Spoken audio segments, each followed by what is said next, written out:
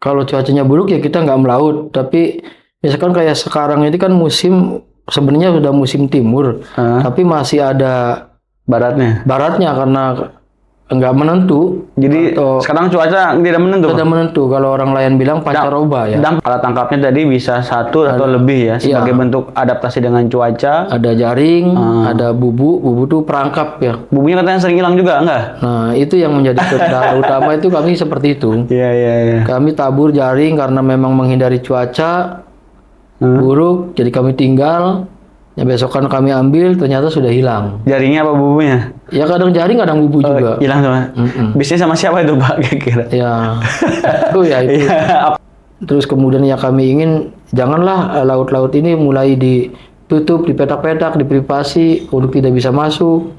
Jadi akhirnya kalau barat petani mah sawah kami, lahan kami makin menyempit. Di pelelangan nggak bisa? Nggak ada harga lelang. Siapa yang berani tinggi, misalkan itu yang dapat, nggak ada. Kita nimbang ikan ke tengkulak, ya kita terima nota sudah ada harga. Berarti bukan pelelangan loh gitu Pak? Bukan.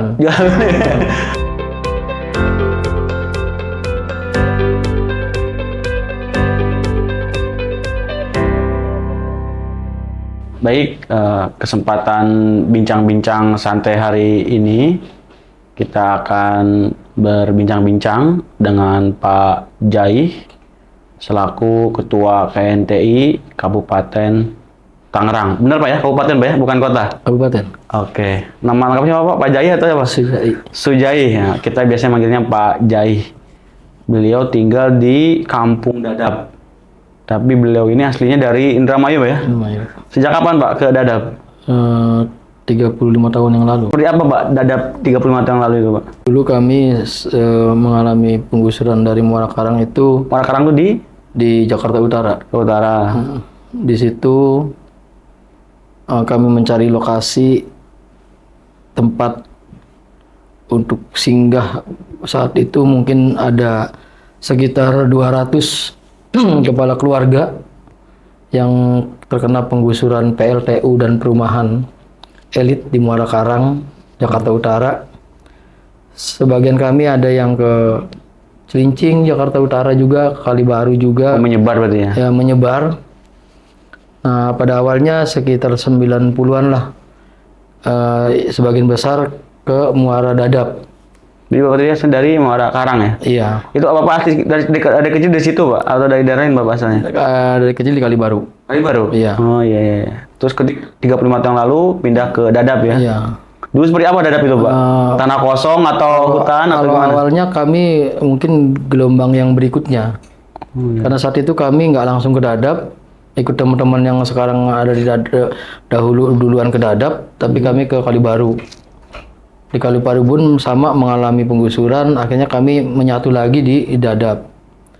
Nah, kalau dulu di Dadap itu hamparan tanah yang kami tempati sekarang jadi kampung itu hanya petak-petak empang dan sawah gitu. Oh, sawah. Punya siapa itu betul? Enggak. Itu milik warga pribumi yang warga lokal yang sekitar adalah bangsa 20 atau 15 orang. Rumah di situ. Rumah. Bentuk-bentuknya itu petak-petak dan gitu ya. Iya, jadi itu pun masih rumah jarang-jarang. Mereka hanya sebagai penunggu empang di situ. Iya. Dan kemudian empang-empang itu juga sudah menjadi garapan-garapan mereka lah, orang-orang lokal sekitar kecamatan Kosambi. Nah, kami di sana, kami bahasanya membeli tanah. Membeli betul ya? Iya, tetapi karena warga lokal itu mengatakan bahwa kami tidak punya surat-surat, kami hanya menggarap ini tanah negara yang berasal dari tadinya adalah tanah memang kosong, kemudian ada tanah timbul sebagian sampai ke pantai makin jadi daratan gitu kan. Jadi mereka bikinlah empang. Nah, empang-empang itulah yang kami beli, kemudian yang beralih ke kami, kemudian kami membangunlah di situ. Di sepanjang ada bantaran kali, ada empang, ada sawah, sampai kemudian dari mana-mana juga datang, akhirnya ya jadi padat, jadi kampung sekarang. Tapi itu semua orang dulu berprofesi sebagai nelayan, Pak? Yang pindah dari Muara Karang ke Semuanya Dadap? nelayan. Semua nelayan? Semua nelayan. Dan ketika pindah ke Dadap juga jadi nelayan? Jadi nelayan. Nelayannya itu nelayan harian atau ada yang berbulan-bulan ke lautnya, Pak? Gimana, Pak? Kan kami di sana, kalau yang kami punya kapal-kapal kecil yang kalau hari ini mungkin jumlahnya hampir 600 ya. Sekarang 600? 600-an. Itu bertambah atau berkurang, Pak? Bertambah. Bertambah? Nah, saat itu belum mencapai jumlah seperti itu untuk warga lokal ataupun kami yang bertempat tinggal di sana. Nah, dari warga kami itu kalau memang yang punya kapal atau yang buruh dan nelayannya di warga sendiri di situ ya harian. Oh, Tapi ada sebagian kami yang keluar ke Muara Angke itu juga ikut ke yang bulanan, tapi tetap pulang ke Dadap. Oh, jadi ada yang jadi awak kapal BK gitu, Iya, ada BK. yang kalau yang punya kapal dia melaut sendiri. Sekarang ada berapa, Pak, di Dadap itu? Itu 600 lebih. 600 lebih sekarang? Ya, kalau menurut data terakhir 2024 kami pernah mengadakan acara sedekah laut yang kemudian kami urunan ya. Ya. Nah, data yang masuk pemilik perahu itu 600 lebih. Saya itu pernah ke Dadap, katanya ada juga yang tinggalnya di perahu, misalnya dia nggak punya rumah. Ada itu, Pak? Ya, kalau yang tinggal di perahu itu ada sampai hari ini, dulu banyak. Udah banyak. Jadi seperti misalkan warga nelayan dari Muara Bekasi, dari Karawang, dari Indramayu, yang mereka bawa perahu, kemudian musiman. Ya. Di saat di sini lagi musim, artinya ikan ada, kan walaupun tidak bisa diprediksi, tapi itu menurut musiman tuh ini musimnya ikan, ini musimnya rajungan gitu. Ya. Jadi dari berbagai wilayah itu datang ke Dadap. Mereka yang hanya mingguan. Berarti bisa lebih dari 600 perahu tuh, Pak, kalau lagi musimnya? Kalau jumlah perahu seluruhnya ya lebih. Ya, kalau lagi musim tadi kan dari berbagai datang, bisa lebih, Pak? Datang dari Bendera, dari Karawang. Jadi mereka bawa perahu, nginep di perahu, gitu kan. Nah, kemudian setelah setengah bulan atau 1 bulan itu mereka pulang. Gitu. Dan sampai sekarang ya puluhan masih yang seperti itu. Berarti Bisa 100 ada. di Dadap ini bisa kebayang, walaupun ini Dadap ini kampungnya dekat dengan bandara, Pak ya? Dengan bandara Soekarno-Hatta dekat, Pak ya? Dekat. Jadi kalau lagi musim itu aktif banget berarti ya aktivitas perikanan kelautan di Dadap ini? Iya, jadi hampir tidak ada jeda untuk musim apa gitu. Kalau panen kan, kalau kayak petani kan ada musim kemarau gitu. Jadi nggak bekerja. Tapi kalau ini ya continue gitu. Oh, jadi jadi satu perahu tuh nggak satu alat tangkap ya? Enggak. Bisa Iya. 2 atau 3? Bisa 2 atau 3 bahkan lebih dari Terus itu. ketika apa nelayan ini libur berarti tidak melaut itu, Pak? Ya kalau liburnya tidak ada saat-saat pasti ya untuk libur gitu kan. Oh, nggak pasti. Tapi ketika memang musim penghujan seperti ini mungkin. Nah, ini ikan ini lagi jarang. Yang ada adalah rajungan.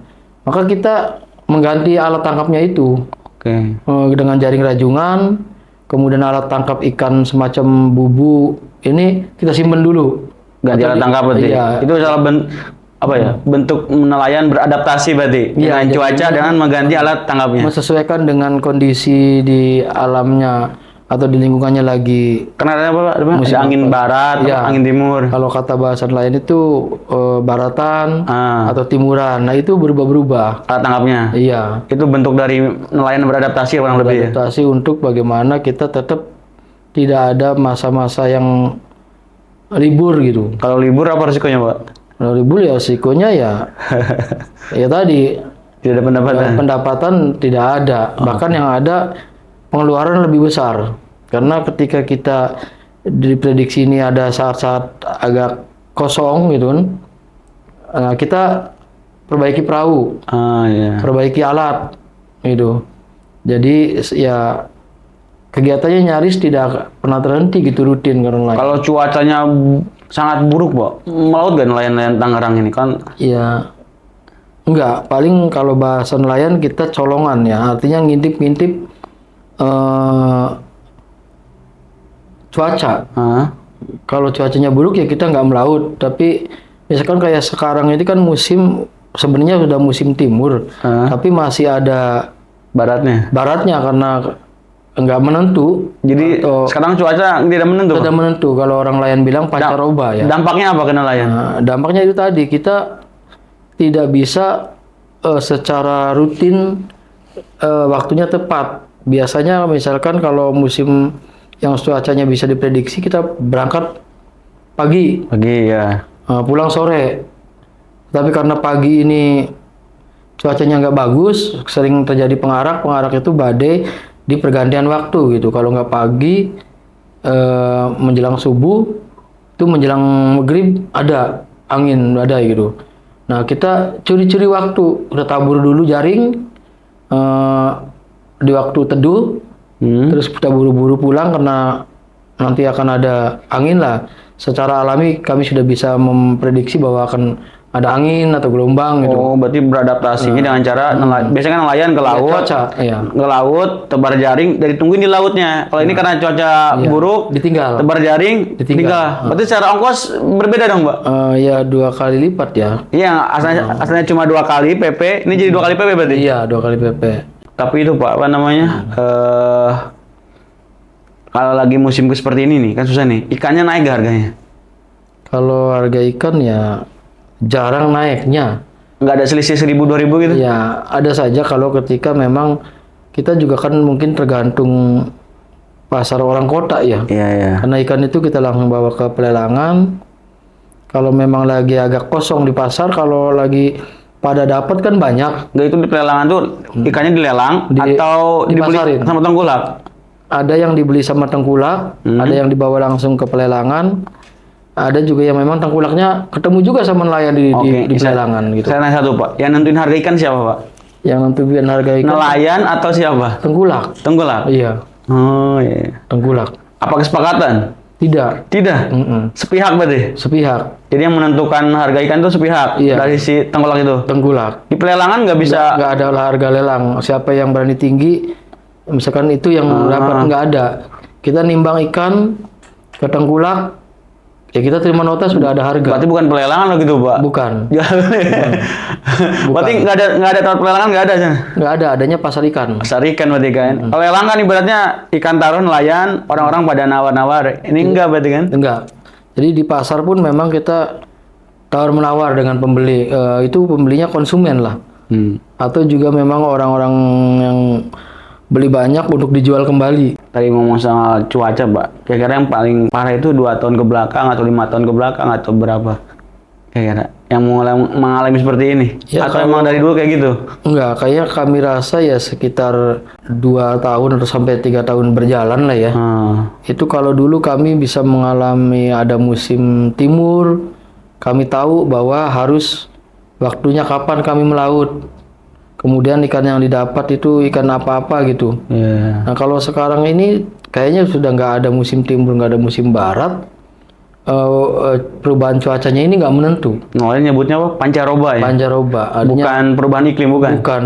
Pancaroba istilahnya nelayan. Pancaroba istilah nelayan. Jadi perubahannya nggak menentu. Kadang biasanya angin itu datang menjelang maghrib. Ya. Yang memang udah secara umum kita bahwa udah menjelang maghrib habis asar sudah harus ada di rumah. Gitu kan, itu umum. Tapi ini tiba-tiba kadang-kadang kita lagi enak di tengah laut, angin datang. Iya. Jadi kucing-kucingan Om, Pak? Iya, kalau bahasa lain kita colong-colongan lah gitu. Ada yang sampai kecelakaan nggak Pak? Ini terlena di laut apa gitu? Ada ya, tapi karena memang kami itu kebanyakan di pinggir, di pesisir. Berapa sih jaraknya Pak? Jaraknya kalau berapa mil? Kami kurang paham mil ya. Lama tuh kalau nggak durasinya. Misalnya nelayan dari pinggir pantai ke 1000 meter lah ya. 1 kilo berarti Pak? 1 kilo, jauh-jauhnya 3 kilo lah. Oke. Berarti sekitar setengah jam perjalanan dah. Kalau memang 1000 meter kilo, antara setengah jam, 1 jam sampai 1,5 jam lah kalau itu keluar kepulauan kita. Itu kapal ukuran berapa GT Pak?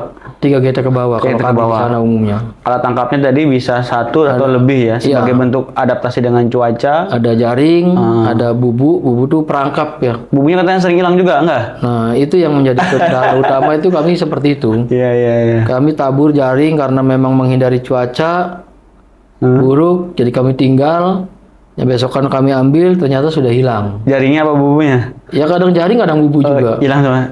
Bisnis sama siapa itu Pak kira-kira? Ya itu. Iya, oknum ya. Nah, ya artinya Oh, oke. bisa aja memang orang yang usahanya hanya untuk cari jaring bekas, kemudian mereka pergunakan kembali atau mereka yang jelas mah mereka jual dengan harga murah di pihak lain. Apa nanya Pak? Kan Tangerang itu dekat dengan aktivitas bandara, pelabuhan itu ada nggak pernah alat tangkap nelayan yang misalnya kena kapal niaga atau apa itu kegeser? Eh, kan kita kalau alur pelabuhan jauh, Jauh ya. tetapi kalau belakangan ini kan ada proyek di sekitar pesisir itu. Proyek apa tuh? PIK lah. Itu di situ semacam kalau dibilang perumahannya belum Tahu ya? tahu, tetapi sih yang sudah jadi kan semacam ada apartemen, ada kios-kios toko yang memang sudah bagus-bagus lah. Berarti itu ada kapal-kapal bawa-bawa Nah, di situ kapal-kapal pekerja proyek itu kadang kena jaring. Ya, sering kena juga bubu. Tanggung jawab nggak mereka? Kalau kita tahu yang lewat kapal itu ya kita kemudian samperin ya ada dikasih penggantian, tapi yang sering ya yang nggak ketahuan Iya. gitu. Apalagi kalau kerjanya malam kan? Mungkin dia malam, kami sudah lagi di rumah. Iya, nggak tahu ya. Sekarang juga kan tempatnya kita milih-milih juga. Kayak kalau yang dulu kan kita bebas di tepian pantai itu mau di mana. Sekarang ini kan ada wilayah-wilayah yang nggak boleh. Sama siapa ya Bang? Oleh kegiatan-kegiatan proyek. Oh iya. Alasannya di sini ada alat berat kerja, nanti ketimpa. Ya kami juga takut dengan itu ya. Kenapa gitu Pak? Kami menghindar tanpa syarat. Gitu. Enggak, kenapa nggak bilang, ini ada nelayan, harusnya jangan ada kapal proyek, itu nggak bisa dibalik. Galakkan mereka. Padahal yang udah lama di situ kita ya. Mereka numpang. Soalnya duluan kita di sana. Iya kan. Harusnya kan udah tahu ada nelayan. Setelah itu kerjanya ngedalamin laut atau mengambil pasir, saya nggak paham. Yang jelas dikeruk kapasinya diambil. Tahu mereka bawa. Itu di laut berarti Pak? Di laut. Bukan di muara, bukan? Di laut, ya sekitar 1 kilo dari laut. Nah itu akibatnya kan juga panjang juga tuh. Pasti. Tempat yang habis diambil laut pasirnya jadi keruh lautnya sebagainya. Jadi keruh, ikan juga udah masih belum berani ke situ. Otomatis nelayan harus lebih jauh lagi melaut. Lebih jauh lagi kita ongkos lagi, nambah waktu, biaya, nambah tenaga resiko juga ya. Kecapean, kelelahan, akhirnya kena ombak dikit kita nggak bisa ini ya. Ada juga yang terbalik. Oke. Gitu. Pak, tadi kan itu saya bayangkan ya begitu beratnya jadi nelayan Tangerang ini. Ada nggak yang asalnya nelayan akhirnya karena berat jadi nelayan akhirnya berubah jadi itu ikut proyek ke situ kerja? Banyak. Beralih berarti. Artinya beralih profesi itu karena apalagi kan anak-anak muda yang lulusan SMP atau SMA kan mereka agak ke laut itu nggak resikonya tinggi tadi kan? Karena nggak resikonya jarang mampu untuk setiap malam kedinginan, kehujanan bahkan kan gitu. Akhirnya mereka pilih kerja pabrik gitu. Ada juga yang memang ikut kuli kerja di proyek, ada sebagian beberapa gitu. Tapi kan kalau di proyek itu kan nggak bisa dipastikan bakal lama atau apa, seminggu, sebulan, sudah. Berarti kontraknya nggak jelas juga? Nggak jelas, karena serabutan berarti? Buruh harian, iya. Oke. Berarti kalau kita sekarang nelayan di Tangerang itu, sama di Dadap ini, umurnya berapa tahun tuh Pak, umur nelayannya itu? Ya, dari yang 60, masih aktif ada. Paling banyak umur berapa rata-ratanya? Paling banyak umur 40 tahun. 40 ya. Berarti yang udah tersisihkan dari proyek mungkin jadi nelayan. Ya. Atau enggak, emang orang lama? Ya, ini juga ada yang orang lama atau ada juga yang anak muda. Tapi kan yang jelas yang umur muda-muda sekarang ini agak kurang inilah. Kebanyakan 40 tahun ke atas berarti? Ya, itu nelayan 35 ke atas lah, masih tekun ya di nelayan. Bahkan ya memang ada sih yang baru 25, 20 belum menikah atau baru menikah masih tetap tekun nelayan juga ada. Oke. Intinya masih ada nelayan ya? Iya, karena kita nggak punya lagi, kan kalau kerja di luar itu banyak persyaratan kan. Nelayan kan satu sudah memang kita ahlinya di situ, kemudian mudah lah. Tadi sudah cerita soal mungkin kondisi iklim ya, kalau orang kota nyebutnya lah. Iya. Kalau orang lain nelayan nyebutnya apa? Pancaroban ya. Iya, contohnya juga air pasang kan. Air pasang itu kalau 3 atau 4 tahun yang lalu kita masih bisa mengingat, oh ini sudah mulai terang bulan nih. Iya, iya. Kalau bulan Jawanya, pertanggalan Jawa itu udah tanggal 10 atau belasan. Tanggal Hijriah berarti? Apa? Iya. Masehi? Hijriah. Hijriah, pakai Hijriah berarti? Pakai Hijriah Iya, itu, iya. oh udah tanggal 10 belasan dah. Ini berarti air pasang nih masuk. Rutin itu tiap malam waktunya. Kalau sekarang ini nggak ada tanggal muda, nggak ada tanggal tua, nggak siang nggak malam. Kalau memang pasang ya pasang aja gitu. Oke, oke.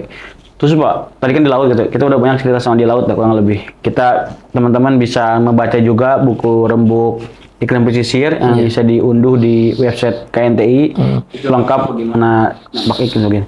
Kita lanjut Pak. Tadi kan di laut. Iya. Kira-kira di darat gimana Pak? Di tempat darat ibaratnya di pemukiman. Di pemukiman gimana Pak? Pesisir ini? Apakah ada penurunan tanah, rob Ya. atau gimana? Kalau kami kan artinya kalau mendengar berita-berita itu bahwa permukaan tanah di Jakarta mengalami penurunan. Iya, iya. Ya tentunya kami juga Di Tangerang juga situ? sama karena kami berbatasan ya. Ya. Nah kami mengertinya yaitu tadi ketinggian air pasang itu akhirnya makin tinggi gitu. Dimana kita di darat itu selalu dikejar dengan artinya tingginya air pasang. Sehingga ya setiap tahun itu kami meninggikan rumah, lantai rumah. Itu agar tidak kena genangan air pasang. Iya. Ditinggikan gitu. Nah itu ya perbedaannya itu kalau dulu 5 tahun kita habis meninggiin setengah meter baru kena limpas lagi. Kalau sekarang nih nambahin setengah meter hampir tiap tahun rata lagi dengan air pasang. Gitu, cepat berarti Pak? Cepat ya. Dalam seminggu ya hampir setiap malam ada. Semalam ada? Iya. Kalau dulu paling 3 hari. Ah, iya, iya. Setinggi apa paling tinggi Pak? Ya kan relatif ya. Ada yang udah tinggiin, ada kalau rata-rata kita Itu aja ambil jalan raya lah. jalan raya lah yang umum yang jarang yang nggak diuruk-uruk gitu kan. Ya udah 1 meteran kena kadang-kadang ketingginya. Terus nelayan jual ikan gimana kalau ada rob gitu? Muter kita pakai perahu. Oh iya, iya. Anak-anak sekolah gimana? Ya anak sekolah ngerobok. Apa Pak? Ada yang ngoyok ke air gitu. Ngojay menurut Sunda ya? Berenang? Enggak berenang. Jalan. Tapi jalan sedengkul gitu kadang-kadang. Oh, berarti airnya. berarti sepatunya ditingjing. Di tas, iya. Di atas. Oh, berarti mengganggu waktu juga. Bahkan ya nggak jarang saat lagi belajar kalau air pasang itu ya masuk ke ruang kelas. Libur berarti? Ya enggak lah sepatu aja. Sepatu aja? Iya. Oh, kaki direndam gitu berarti? Ya kaki kerendam gitu. Sepatu taruh di bangku. Oke. Itu sering kejadian seperti itu kalau yang anak-anak TK ya dibubarkan pulang karena mereka sama ibunya. Ya bahaya juga. Listrik gitu juga kan bahaya kan, kabel listrik putus. Iya di sana juga kan kalau jaringan listriknya nggak teratur juga. Paling parah kapan Pak? Mulai paling parah itu? 2 tahun terakhir ini.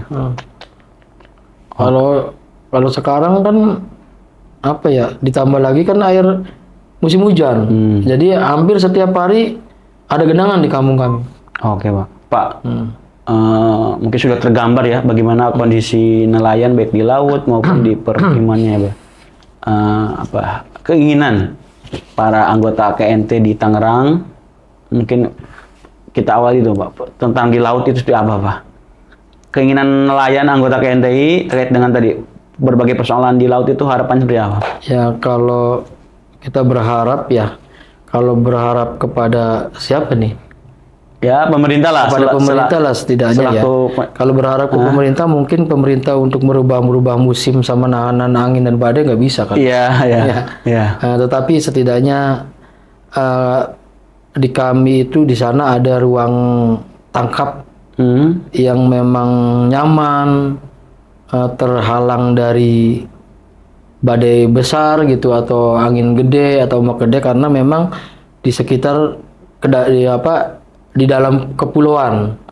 Jadi artinya kami kami melaut itu di sana ada pulau di luar sana.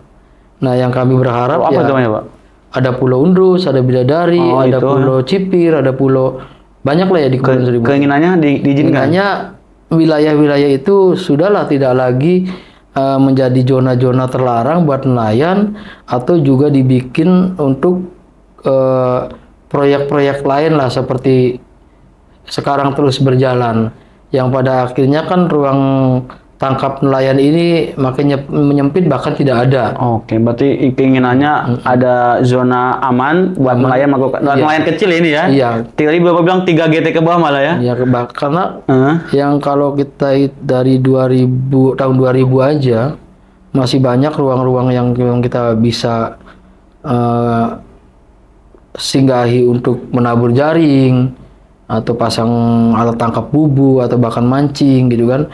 Sekarang ini kan sudah sulit. Sulitnya ada sebagian yang dibikin pulau, ada juga yang memang sudah jadi zona apa kalau menurut itu jalur proyek.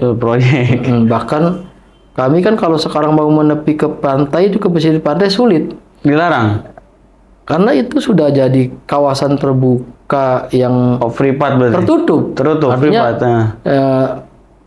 bagus kita lihat dari ke tengah laut, tapi kita nggak bisa ke situ. Oh iya. Padahal dulu biasanya kalau misalnya ada cuaca buruk, nelayan bisa mampir situ. Langsung mampir ke situ. Sekarang nggak bisa. Sekarang nggak bisa. Sepanjang garis dari Dadap sampai ke Teluk Naga itu sudah Kapling-kapling. udah tertutup lah untuk kita. Nggak boleh bersandar aja nggak boleh. Nggak boleh.